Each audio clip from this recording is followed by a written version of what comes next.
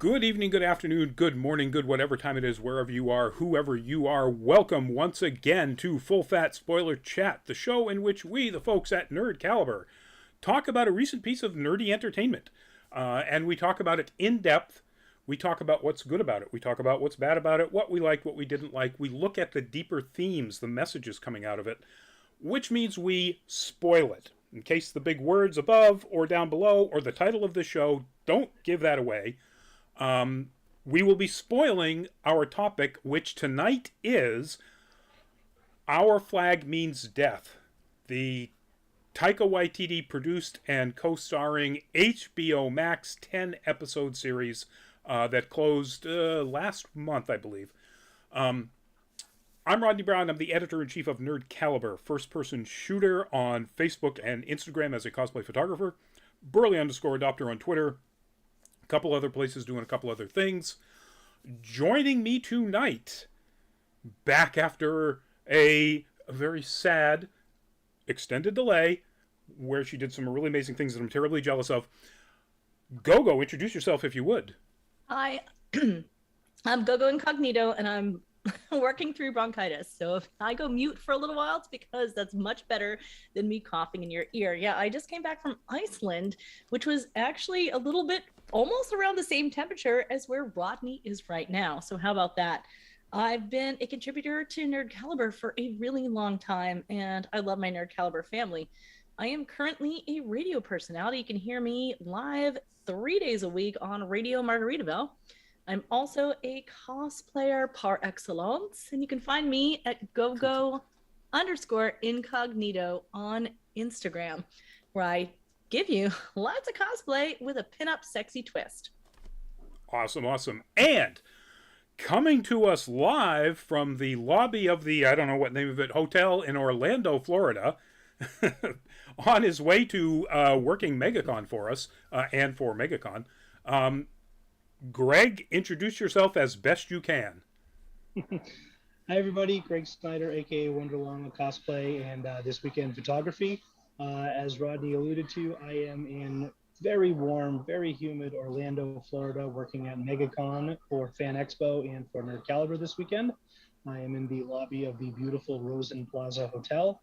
I would have hopefully was planning to be in my hotel room with laptop and better sound, so I apologize if it's a little bit noisy from my end, but just did not quite have time to get some flight delays, didn't have time to get upstairs, so I'm sitting in the lobby. But the show must go on, so here we are. Darn those airlines. But sounding actually better even than you did just a few minutes ago. So far, so good. Fingers crossed. The only thing I will say is that I'm going to try to reduce the amount of cut-ins that I do on you, because I think it would be difficult for you to hear them and then respond timely. And so when you are done with a point, just sort of really make it clear, and we'll move on to the next point. All right, so what are we talking about here? We're talking about Our Flag Means Death, executive produced by Taika Waititi, there on the left, co-starring Rhys Darby, there on the right, and it is roughly, and I do mean roughly, assembled around the very sort of larger gross picture facts of the actual time that were together Edward Teach, or Blackbeard, who Taika Waititi plays, and Stede Bonnet, the gentleman pirate. Both actual historical figures. Jennifer Ann, welcome to the show. Best show to exist in a long time. I love it so much. Thank you very much. I'm assuming you're meaning this particular episode because, yeah, these things go up and down. But anyway, so the show tells sort of that story, or at least the part of that story of the two of them and the time that they actually did work together as pirates. That is historical fact.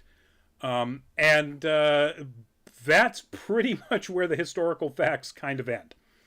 I mean, some of the characters, yes, Stede Bonnet was married to Mary. They did have they had 3 kids. One died very young. And a daughter named Mary. Blackbeard did work with Calico Jack, with Israel Hands. So all of that stuff is technically correct. and they don't let any of that get in the way of just the crazy stuff that they wind up doing. So it is a comedy. It is, like I said, 10 episodes long. It has a really interesting and very diverse cast. And we're going to find out whether it's funny, because it's Taika Waititi, and so you know it's supposed to be funny. So let's see, what else could we tell about? That's pretty much it. I'm going to get into some of the other stuff in detail a little bit later on. I want to say one thing. Mm-hmm. Yes, it's called Our Flag Means Death, but if you've been in any part of its orbit at all, you know that it's collectively, no, I'm not going to be able to do that word tonight with the bronchitis. Colloquially. It is commonly called the Gay Pirate Show. And I mean that in every best sense of all of those words. So yes, whether you're here not knowing anything or you're here to celebrate the Gay Pirate Show, or if you're like, what, gay pirates? We're going to tell all. Yeah. And by the way, you know, if you don't think that there are multiple reports, historical reports of gay pirates, you're not really paying attention to the actual real pirate stories.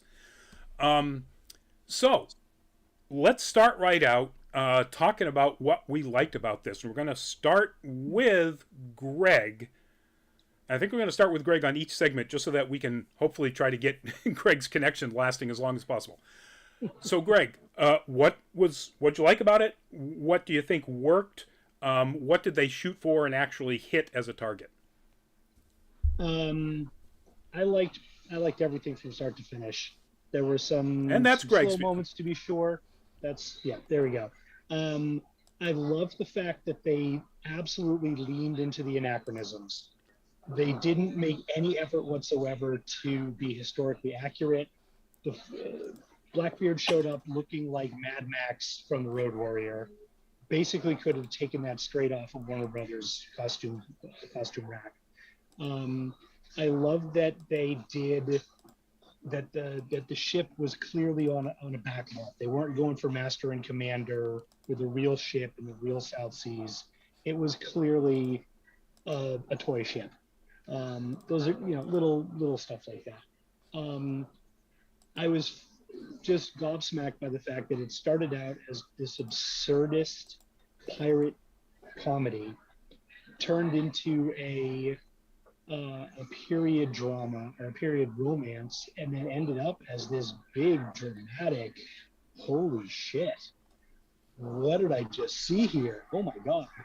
And more than anything, as someone who's just sick to death of TV shows with gay coding and queer baiting and gay baiting, etc., the fact that the characters were presented as just people who are straight, gay, queer, trans, anything on the rainbow, and there's no commentary needed about them.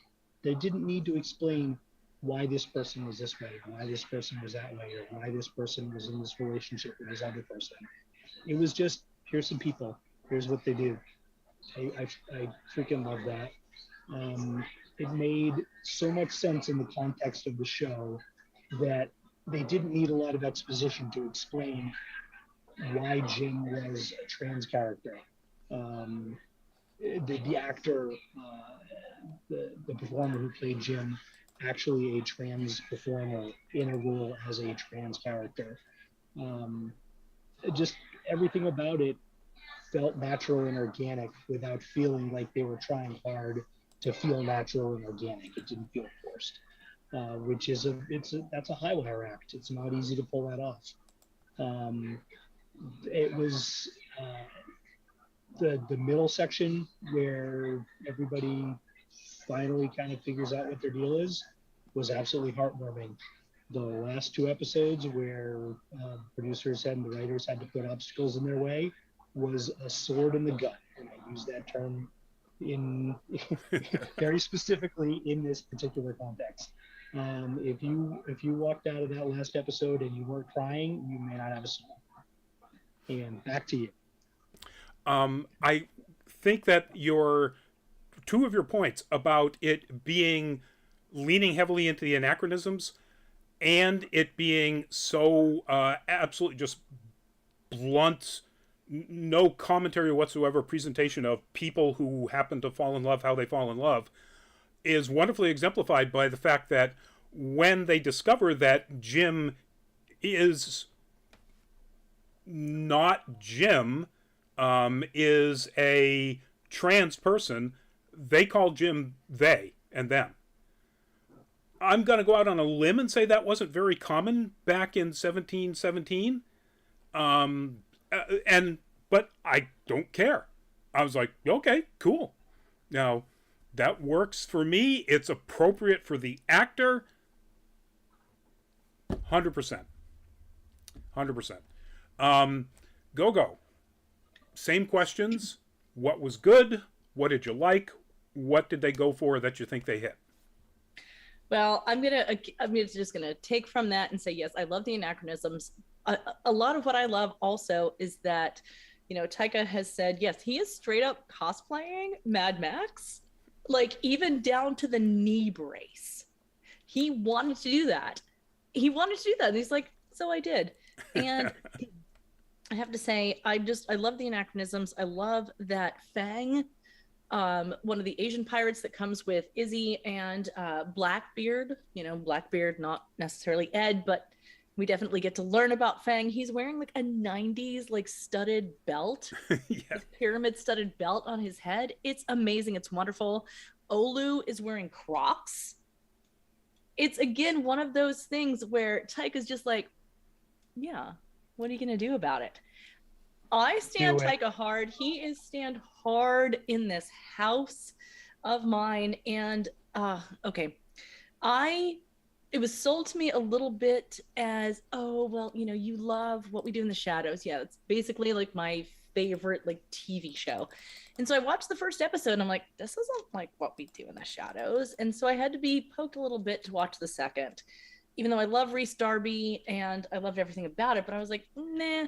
The difference to me that I had to get over and that I love so much is that in What We Do with the Shadows, there's a lot of antagonism.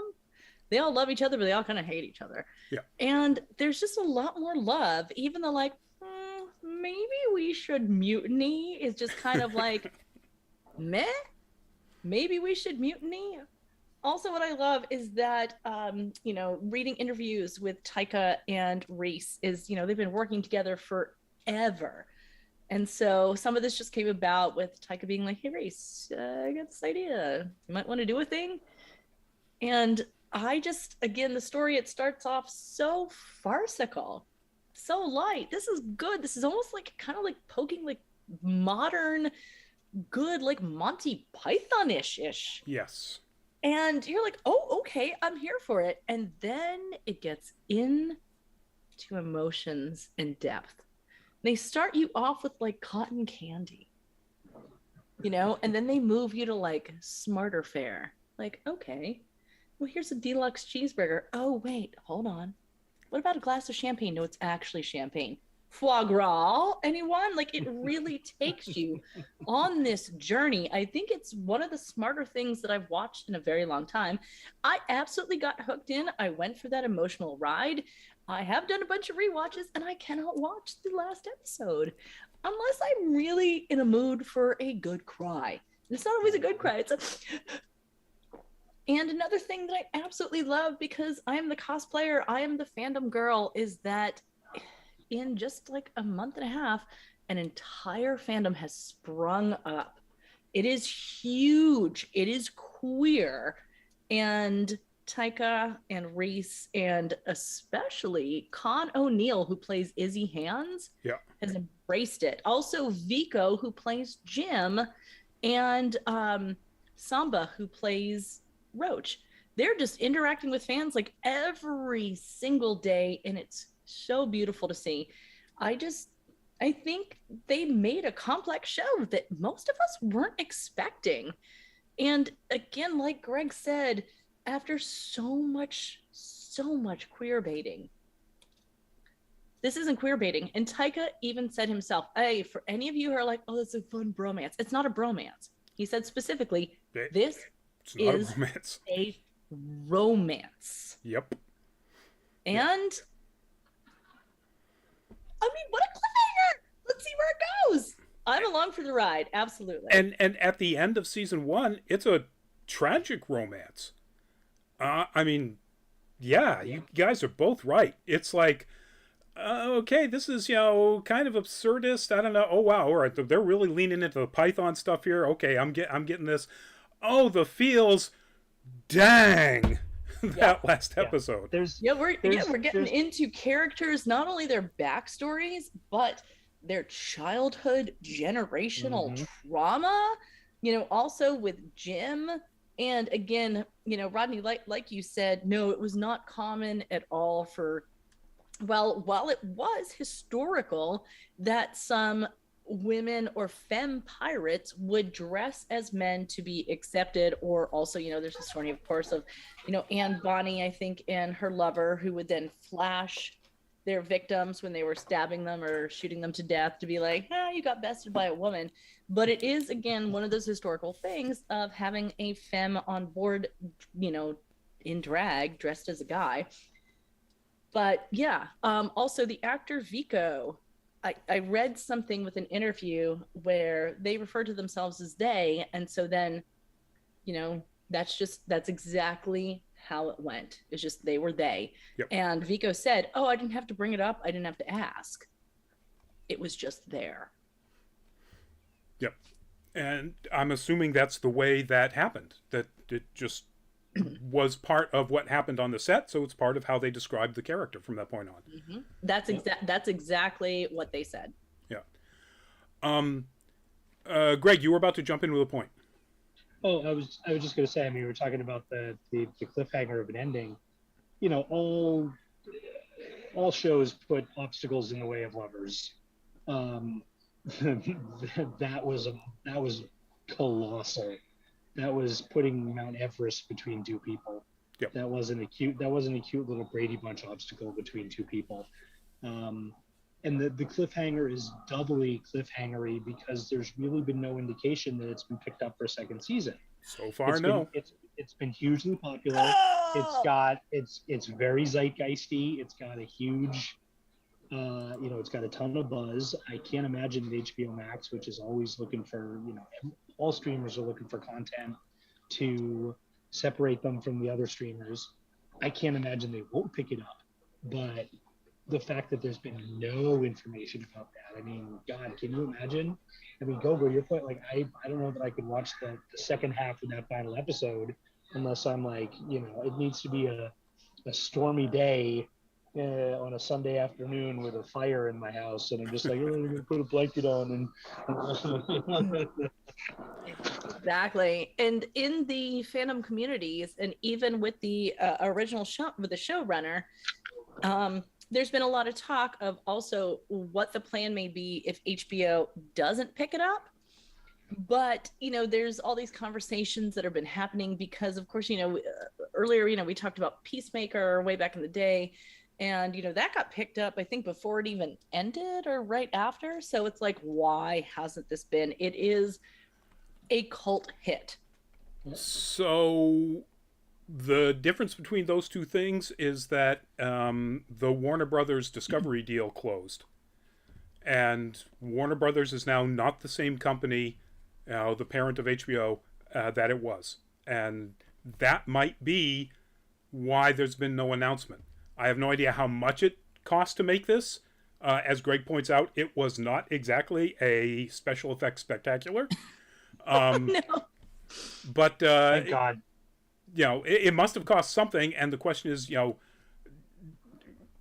there's a question about whether or not Peacemaker continues, or the spin-off that they're going to be making that they announced about Amanda Waller. Now, nobody knows what's going to happen with Warner Brothers Discovery, HBO Max stuff, except the fact that, we know they canceled Ava, this is going to be on the show next Tuesday, but they canceled Ava DuVernay's animated series about dragons, and I can't remember the title of it, because it was going to cost $10 million more to make than they wanted to make. Not series, movie. They're saying now that all of their HBO Max movies only need to be $25 million or less. And so I'm assuming that sort of pricing thing is going to happen with series as well. So I mean, if they drop it, I can't imagine somebody else not picking this up. Exactly. Yeah, if they can do that legal. The other thing too, though, is that assuming that the sets, the boats, etc., are still available, they could probably do that relatively cheap. You could do a lot of bottle episodes. You could do a lot of stuff that doesn't require putting a boat out in the middle of the ocean, which is excruciatingly expensive. Yeah. You don't have to do a lot of aerial flyover shots with helicopters and drones. You can do more interior shots. And I don't think, if it's cut back on the budget or don't make a show, I will absolutely be fine with doing a lot more interior only shots, saving the budget for one or two big effects, big costume things. I mean, hell, save it for, I just want to do one more thing I want to point out that to me very much parallels what we do in the Shadows has done. As much as most episodes of that show have been great, every season there's been one utter standout episode. The trial, this past season, the episode with the Baron driving around in the toy car in the sporting goods shop, I could not stop laughing.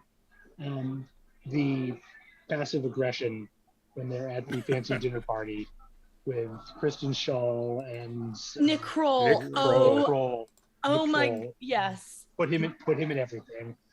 They spent a lot of money on those costumes. That was expensive costuming. And it was And being delightful. in one of the costume groups, it's been really interesting to see what the costumers have had to say. I've learned a lot about upholstery furniture, to be honest. Not upholstery furniture. Furniture, you know what I'm saying. Yes. Upholstery for furniture that's been used to recreate some things where those linens aren't really made anymore. But yeah, no, the costumes have been incredible and yeah, probably expensive, but the sets, they're really pretty contained. Yep. If you notice, the first time you see Izzy, Fang, and I can't remember the other guy on Queen Anne's Revenge, on Blackbeard's ship, it is exactly the same back deck, steering deck, whatever they call it, as Fantail. Yeah, a fantail. Thank you. As Bonnet's ship, except they leaned and they kept them blue. They leaned the posts out, and then put like spike crowns on the top of them. If you look at it, it is literally exactly the same. There's no difference whatsoever, except the posts lean out slightly. They're still the same blue. The wood between them is still the same red. It's like, okay, that's kind of silly and funny, because there's no way you're not going to notice that. Just thinking, Jennifer Ann, also in Facebook chat, there not being any renewals yet is killing us slowly. We also don't have Harley Quinn season 3 yet, which is taking forever. No. Yes, that has been renewed, but yes, it is taking forever to actually get that season. All right, I just realized I haven't said what I like about it. Bring it on. So, everything you guys have said so far, of course. I think that even though it's sort of been mentioned individually at times, like Nick Kroll and so on, I think the cast is outstanding. So when I watched the first episode, I was, like you were, Gogo, not exactly thrilled. But for me, it was because it seemed that it was going kind of in the same direction as what we do in the Shadows. And as I've said in our show about that, I discovered that I'm not a fan of that kind of documentary style TV. And it's not a documentary, but he's narrating his life or his actions to Lucius, who's his scribe, who's writing all this stuff down. And I'm like, But then Christian Nairn pops out with a couple of just, wonderful shots. As has been mentioned, Frenchie, Joel Fry, has some wonderful stuff. Samba Chute as Roach. And I'm like, all right, these are funny jokes. I hate the structure so far, but those are pretty funny jokes. All right, let's see what happens in 2. And most of that narration stuff just disappears. And it becomes a story. It becomes an actual, not documentary style story, and then a ridiculous story. I mean, it's got elements of Yellowbeard. It's just, it's so silly at times, so not serious, but some of the things are accurate enough that you kind of go, oh yeah, that stuff happened with pirates, or that stuff happened with these pirates specifically, and then they take that somewhere completely ridiculous, and it's wonderful. But I've got to call out Buttons, as you mentioned, Ewan Bremner. I'm a huge fan of this guy. Wonder Woman, he was fantastic as the sharpshooter who couldn't sharpshoot. But I absolutely fell in love with him in The Rundown.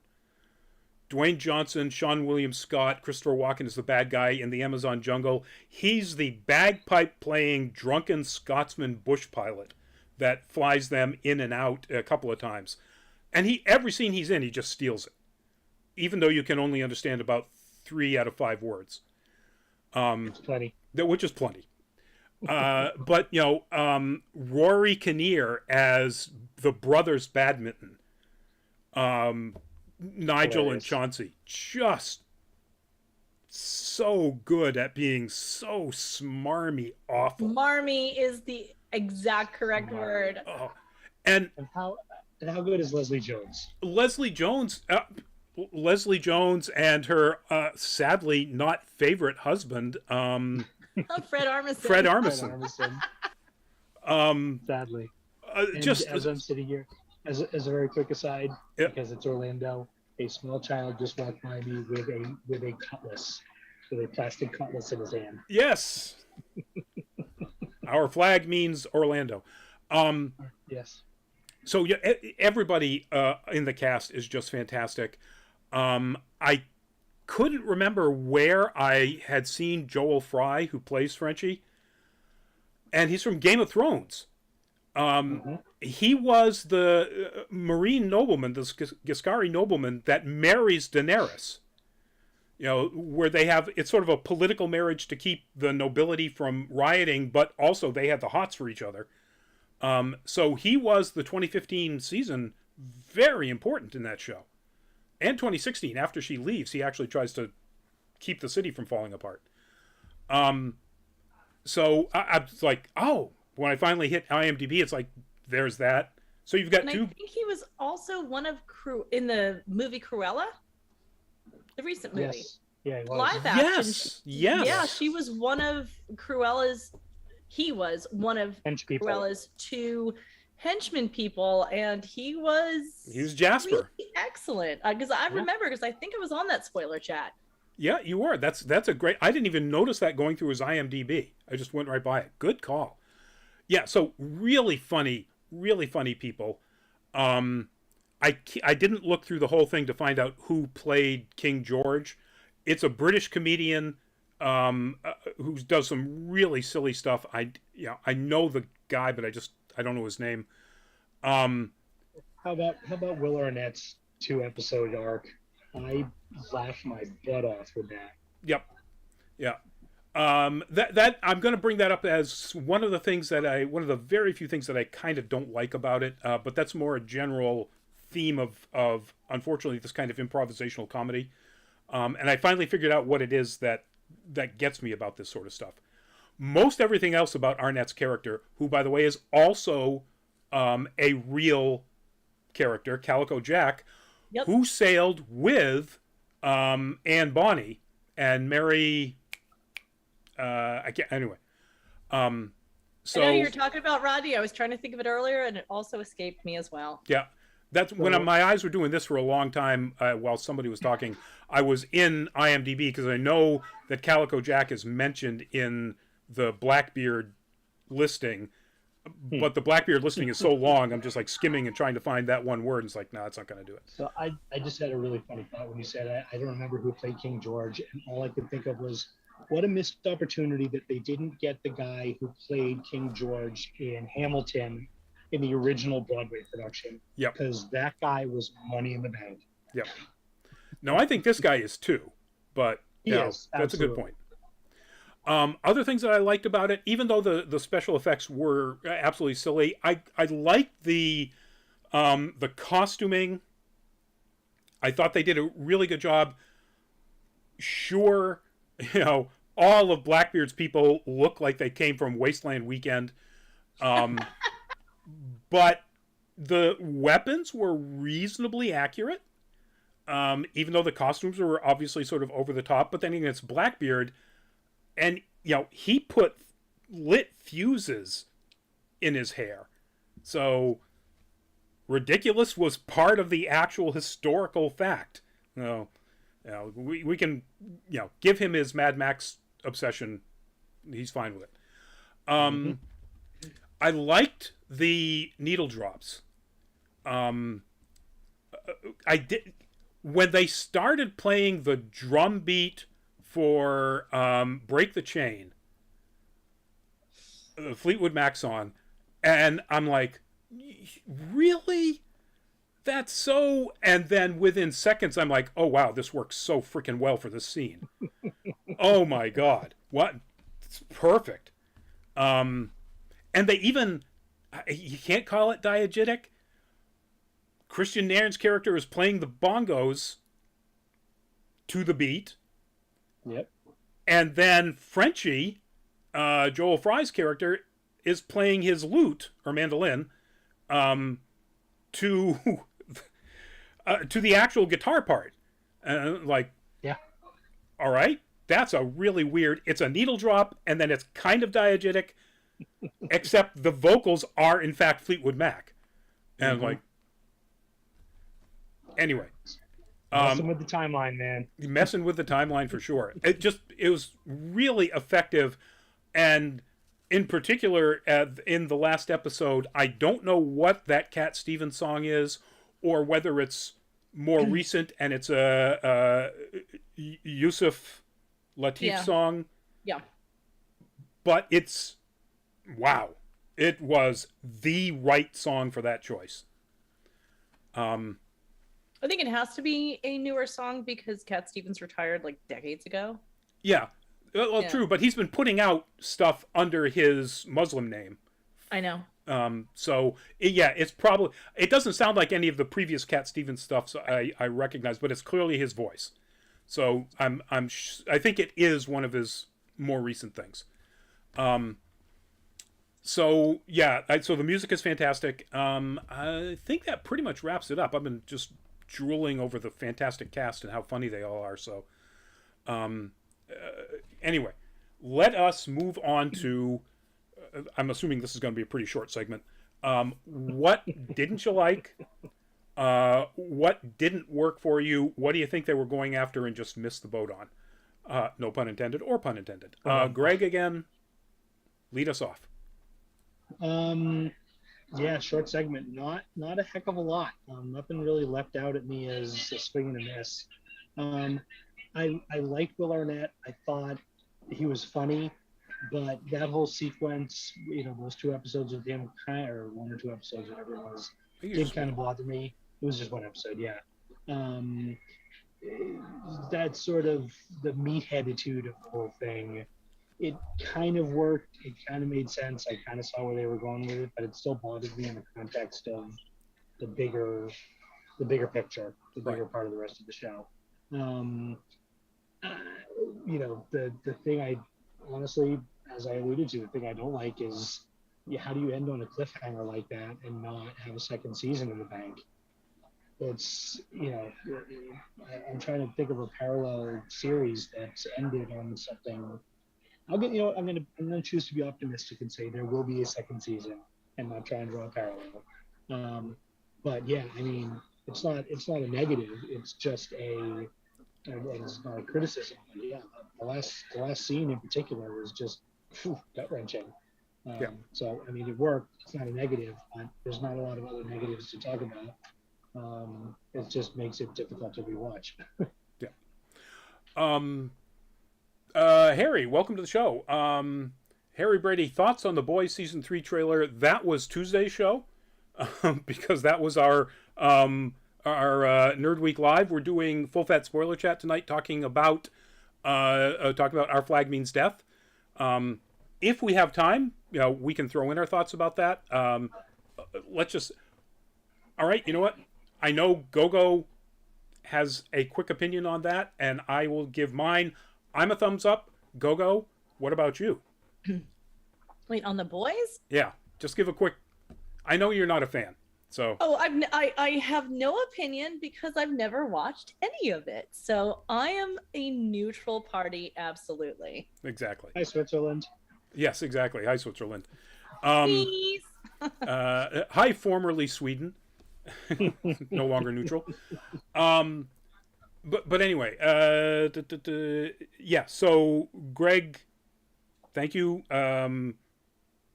Gogo, what didn't you like about it? What didn't work for you? What did they shoot for and miss? I mentioned this earlier. I thought it was a little hard to get into in the first episode, especially, I love improv. It's one of the things that makes me happiest.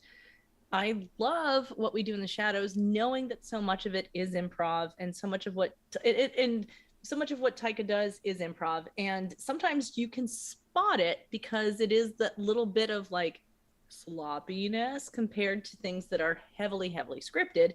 But when it goes well, it's absolute magic. So, in particular, magic was when Reese and Taika absolutely did a spontaneous thing while they're eating the snake while they're on the treasure hunt, and they're talking Yep. about, Taika's like, he's going to open this restaurant, and when is Reese going to come? And then the amazing actor who plays Lucius is there like, and it is totally and completely a real reaction, like, because he was watching that happen, and it was magic. Yep. And then you get Will Arnett, who, again, Calico Jack. And I know from Dave Jenkins, a lot of what he said, he's the showrunner, is that a lot of the show is exploring different types of masculinity. And also a big part of what Taika brought to it is that, you think of Maori as being these big, tough warriors, but there's actually a lot of softness and a lot of emotion in Maori, and also in Australia. Like, there's just not as much raw American to prove. And so that's, according to David Jenkins, why they also put Calico Jack. He was called Calico Jack because he wore, a Technicolor dream coat, whatever. And he liked colors, he liked splash, but they put him in a fringe vest and a mustache, and, Will Arnett, like, total American cowboy chump. And I get that that was what Will Arnett was playing. He was playing that kind of toxic masculinity, very leaning, very American. But it didn't work for me for multiple reasons. It didn't have any connection at all whatsoever to the historical figure who was Calico Jack. Where, Stede Bonnet, the gentleman pirate, he looked the part, black beard, cosplaying as Mad Max. I don't care. He looked sexy AF, and I loved it. I know I'm not alone there. Will Arnett as Calico Jack, it was kind of like, it was a joke, and I feel like it was a bad joke. Yeah.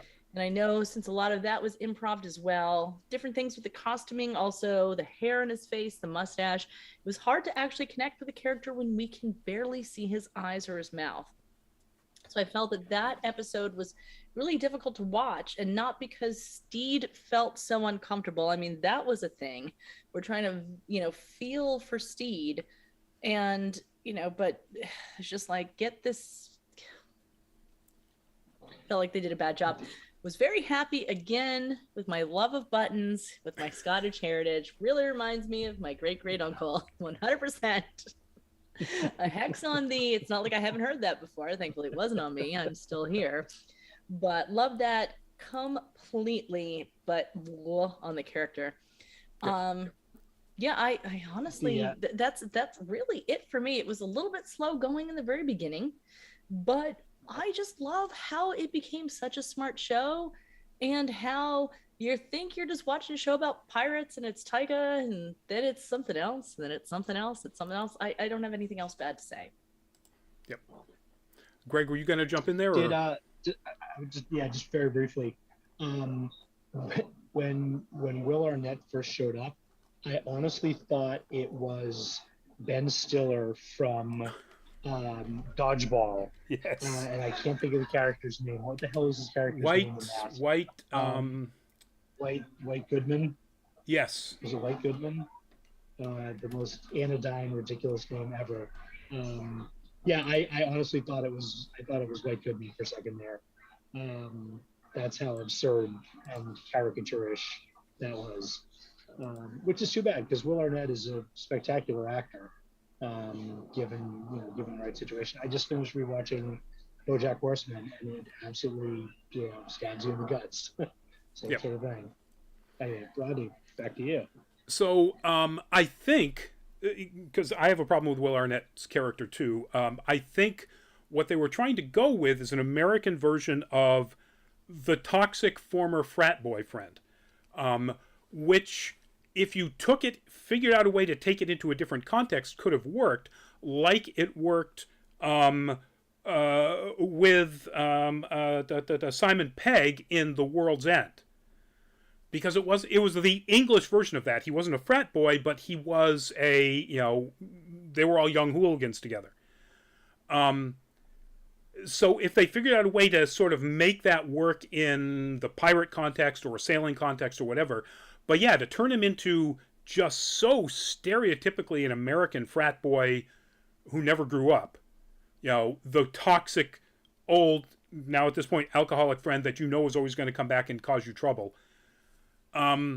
Yes, I get that they were exploring different types of toxic masculinity, and that's certainly one of them.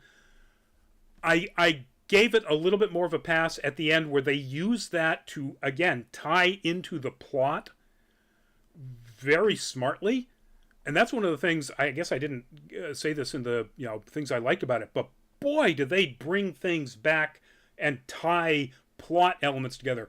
Jim's story is just insane with how many times it jumps back and forth in tying different things that had happened in like the second or third episode into stuff that happens in 7 or 9. It's just unbelievably good, tight writing like that. And at the end of that, or near the end of that episode, at the end of the episode, yes. Yes, Buttons and the seagull. That's the way Carl! No, Carl, and then, oh gosh, Carl's wife, I forget her Olivia. name. Thank you. Yes, Olivia. Yes. Olivia, I've heard so much about you. Yeah, so that's, but before then, when they actually do reveal that he wasn't just coming back to be an asshole, he was paid to literally do that, to distract and separate the two of them, so the English could come after Steed. It's just so smart. But all right, so he did get a righteous comeuppance. He did. He did get his righteous comeuppance, like the best comeuppance ever. So the few things that I didn't like about it, and I'm going to talk about the Will Arnett thing because it's finally pinned down what I don't like about certain kinds of improvisational comedy. I'm glad you brought that up, Gogo. Some of it is brilliant, and even though you could clearly tell it is, that back and forth between Darby and Taika Waititi about the restaurant was choice. It was brilliant. It's brilliant. The back and forth, and this isn't always somebody who does it really well, but the back and forth between Sacha Baron Cohen and Will, Talladega Nights. Farrell, thank you. Yeah. When I can't remember what they're talking about. They're talking about a book they read, or that Will Ferrell's character read, and it's clearly improvisational. But Sacha Baron Cohen is so good at it that he elevates Farrell's game to this. Oh, this is really funny stuff to watch. Unfortunately, I think a lot of American improvisation relies on the idea of being self-aware of the silliness of your joke, and part of the comedy is to meta criticize your joke. So when Calico Jack is talking about them when Blackbeard set an entire boat on fire and burned everybody alive, and he's laughing, of course, because he's a pirate, and talking about how they were all screaming, and then they're burning, and their skin is blistering, and they're screaming, and then I'm assuming that that's how people who are burned or on fire scream. I don't know. No, if that's your idea of how to take that joke to the next stage, don't do that meta self-awareness reference. That's not funny. I know apparently some people think it is, and it was so overused an awful lot in the early 2000s. Stop doing it. Do the stuff that Rhys Darby and Taika Waititi did, just talking about a restaurant. There was no meta in there whatsoever. Somebody said something that set up, and the other guy went, I can see what I can do with this, and went with it. And they just did it back and forth. There's also, on that same sort of note, it was a bit of an off note because that was such casual cruelty. Yeah. Whereas there's really not a whole lot of that anywhere else in the show. Yep. I mean, about the only other thing that I could think of like that is when Blackbeard throws Lucius off the side of the boat. Just very. Oh wait, did you say casual cruelty? Yeah. Yes. Okay, wait. I was gonna bring this back up, but let's not forget again in that episode about passive aggression where we meet Nick Kroll and Louise Belcher. You know what I'm talking about? I forget. Kristen Shaw. Thank you very much. But of course, Steed, who almost kind of maybe killed one guy, maybe. At the end, though, they're leaving the French people's boat, and it's also on fire. Yep. And Steed is just like, I taught Ed a lesson, and I was here for him. I taught him about passive aggression, and I was here for him. They may all die. That is not answered. We leave them all arguing amongst themselves, and also the back plot of, I think it's Frenchie and Olu being the Nigerian prince. Yes, the scam pyramid scheme. Yes. Can we also, again, sorry, I'm totally derailing, but that was another layer of pure brilliance. Yeah. And by the way, they were an Egyptian prince. Roach gave all their winnings or their goods to a Nigerian prince that sailed away. So there were some people, as far as we know, the only people who escaped the French boat were the black servants, and who said that they now had all this funding where they were going to be, maybe setting up a scam where they're going to be a Nigerian prince. And I'm like, yes, that's an anachronism I love. Yes, that definitely worked. That definitely worked. We love to see it. Yep. So that, and the only other criticism I have, and it's not really a criticism, it's just sort of a disappointment that they didn't go here in a show that was so wonderfully inclusive in actors and characters.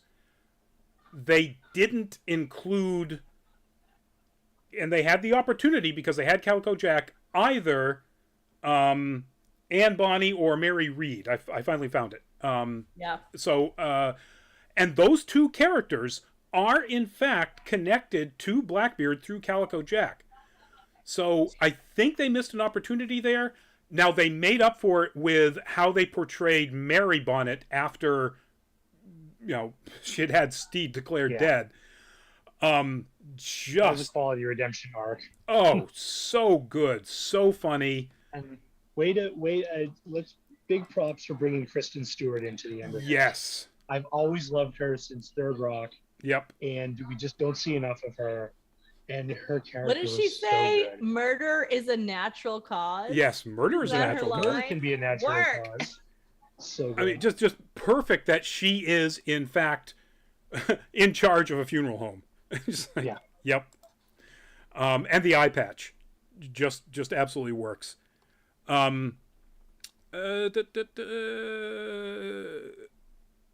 Kristen Johnston at this point, for some reason. Oh, apparently got married. I think Kristen Stewart. Yes. I meant Kristen Johnston. I'm sorry, Kristen. I misspoke. Kristen Johnston. I kind of thought you might have, which is why I just very quickly looked it up. Thought maybe that's not right. Yeah. Anyway, so yeah, that's really my only other criticism is it would have been nice to see more inclusivity by adding some female characters, because there absolutely were female pirates. I agree with you, Rodney. Of course, in all the years that I've been on the Nerd Caliber shows, I'm always asking for the Bechdel test and for more female characters. I think in this case, though, is they are really setting it up. And Dave Jenkins has said he sees this story in 3 seasons. So he already has it all planned out, and not that he's actually said one thing or another, but there's the idea that Calico Jack or no Calico Jack, that we're going to see again more femme characters in the future. So please, somebody pick it up somewhere. We're getting tired of waiting. So I'm gonna. Oh, go ahead. I was just gonna say. I mean, that's there's a strong potential that if we do have more seasons, that there will be narratively there will be a need for other interesting characters, story arcs, etc., and bringing in strong female pirate characters is it seems like a layup. Yeah, I'm gonna guess that probably in season 3, what they're talking about is there is a completely fictional but was apparently incredibly popular late 1800s, like late 19th century book about Mary Bonnet, his daughter, who becomes a pirate like her dad. Now that never happened. That part is completely fictional. Some guy wrote a book and it was really popular. But I bet that's where they're going because they made Mary young Mary, too important a character. With the two parts of the geode orange thing. Yeah. Was that the first bit of meta fiction? No, I'm sure not. I don't actually think so. Yeah, I'm pretty sure that happened quite a lot. As a matter of fact, almost every Western written in the 1800s is metafiction because most of it never happened. So yeah, I that's really my only complaint about the whole thing. So let's move on to because we're going to try to wrap this up soon. Let's move on to themes, message, tone, and so on. Greg, hit us. I feel like we've pretty much nailed all of the highlights of themes and message throughout the whole thing. I mean, obviously, inclusivity more than to me has to be the highlight, and not just inclusivity for the sake of pushing the inclusivity button or checking the inclusivity box. It was organic. It was done in a natural way. It wasn't. Everything felt organic about it. It was brilliantly done. The characters felt natural. I think the other, that's. I mean, to me, that's really got to be the biggest one. It's hard to project modern 2022, ethos 300 years back. None of this would have been applicable. One of the things David Jenkins said was, look, don't forget, these were not good people. These were slaveholders, these were murderers, these were rapists, the real live Blackbeard, the real live Steve Bonnet, et cetera, Steve Bonnet. So, the anachronisms carry over in not just the costumes, et cetera. But the fact that you could take something that is, held up probably right up there with, Samurai and John Wayne as like the pinnacle of studly Western, male masculineness, and make it organically queer without making it a whole thing. It just was. It, like you said, it wasn't. It wasn't a bromance. It was just a romance, and it was done beautifully. That to me is the overarching theme of the whole show. Yeah. The fact that the relationship between Pete and Lucius could start so seemingly quickly, and you might think from out of nowhere, but not seem stretched or fake or anything. It was just amazing that they had the setting so well crafted that when suddenly in one episode these two guys suddenly develop a relationship, it's just like, okay, that works. I mean, I actually commented on the same sort of thing because there's lots of literature that's what happens on the high seas stays on the high seas is I don't think a lot of people thought a whole lot about it one way or the other. Blackbeard even says that at one point. It's like nobody is gay in prison. It's sorry for the horrible way to put that, but that's kind of the way a lot of people look at that. So you can see that first scene where they're kind of like sheepishly coming out from behind the whatever it is, the stanchions, as being just sort of a shipboard. Hey, we're horny, let's fool around. But it doesn't get portrayed that way beyond just that first thing. Yep. It's oh, hey, cool, let's be partners now. Yep. All right, so Gogo, same question. Theme, tone, message. Like Greg said, the organically queer I think is really good. I mean, this is a queer story in so many different layers. It tells so much. Also, you can look at Steed in his frippery and just be like, oh yeah, he's so coded gay, but that really isn't necessarily it. He and Mary were married because of like a contract, and they got along fine. They produced children, but they weren't meeting each other's emotional needs. And so that's the thing, is I love that bit again when we get redeemed with Mary, when it's like, she's not horrible, she's just a person, she was thrown into this too, and she's also thriving with Steed gone. And they talk about stuff, they talk about Mary's love, and then Mary says, well, what's her name? And Steed says, his name is Ed. And there's that just little dawning of a thing, and it's like, oh, they're both actually experiencing love for the first time. It's like, it's not hitting you in the head with gay, it's hitting you in the head with love. And I think that's what makes it so very, very effective. Also, cast good actors, give them good things to say, you get a good show. I don't know where that fits into themes and whatnot, but I want to sing the praises of the actor who plays Lucius. Again, he'd be the one who'd be like most outwardly coded gay from the get-go. You'd see him and be like, oh, okay, gay.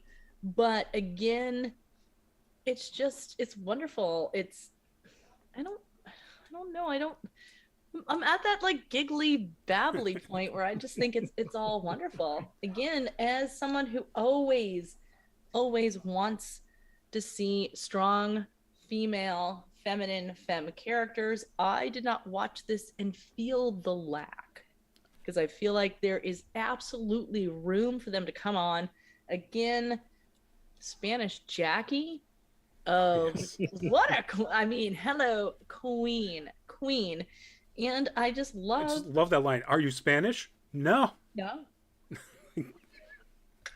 Deadpan. Absolutely deadpan. And I want a jar of noses now. Yes. Oh, I do not. I mean, again, Scottish family, we pickle like everything, and some things are better left to the imagination. Yes. But yeah, again, I love that. Again, this is just such a great study in masculinity. Again, Izzy Hands being in love, enraptured, and also in love with Blackbeard, where Steed is falling in love with Ed. And I know from, Con O'Neill, who plays Izzy Hands, has said this, that at some point when he's grabbing like Lucius by the back of the head and is threatening him, and Lucius is like, whatever, try me, Con looks at his eyes and then looks down at his mouth and moves in slightly. And that was a deliberate choice that wasn't written in there, but a lot of the actors did, to be like, yeah, a lot of this is just, again, this is queer story. Yep. Nathan Foad, or Fode, depending on how you pronounce it, Lucius. Thank you. And yeah, he was just, if you had to have the one character who was explicitly sarcastic gay friend, yeah, he nailed it. Great job. I agree as far as theme, tone, message. I think the message clearly is be honest to yourself, be honest to your feelings, whether that is, deciding you don't want to be the brutal murderer that you're thought of, or whether you don't want to be the, tough pirate that you think you are, or the good husband and father that you think you are. Be true to what your real feelings are. And I think that's probably the strongest message coming out of the whole thing. I do want to say about, as far as the renewal of this, and the fact that the showrunner sees this as going 3 seasons, this actually ends at a point where things, historically things happened. Blackbeard took over voluntarily from Bonnet's standpoint. Bonnet let him do it, took over the command of Bonnet's ship, and Blackbeard stranded a bunch of his own crew member from that ship on, they describe it as a sandbar, but basically an island with nothing. They're going to die. And Bonnet picked them up and made them part of his crew. That is historical. So they're kind of right in the middle of their story. So they've got to finish out this story of, these two men. And so, yeah, fingers crossed, all the prayers. Let's hope it happens. If All right. if I can quote Charles Dickens, please, sir, can I have some more? Yes, absolutely. All right. Last thing, real quickly, let's go around. We'll start with Greg. Do you recommend it? And on a scale of 1 to 10. I'm going to give it 2 enthusiastic thumbs up. Watch it. Make your friends who are hesitant about watching shows that don't feature, people that don't necessarily like queer shows or that feature queer themes, have them watch it. It's funny enough that they'll get roped in and they'll enjoy it, and maybe it'll help them get over a little bit of queer phobia. Yep. Scale of 1 to 10, I'll give it a solid 9 and change. Wow. Good job. Just real quickly before we get to Go-Go, Ivan, there's an Amazon original podcast called Hellcats that gives a dramatic but much more historically accurate take on many of the real-world pirates involved. Thank you, Ivan. That's worth checking out. All right, Go-Go. Same thing, recommend or not, and where on a scale of 1 to 10? Absolutely recommend. Also, if you're watching this and you want to gush about it and you feel alone, I want to say that so much of the fandom that I've encountered has been, very queer, very accepting. And one of the things we say is, oh, wow, that makes me feel so gender. And that just means it's awesome. So if you want to, this is also one of the things, yes, I recommend the show, 2 thumbs up. I also, in this case, I recommend the fandom.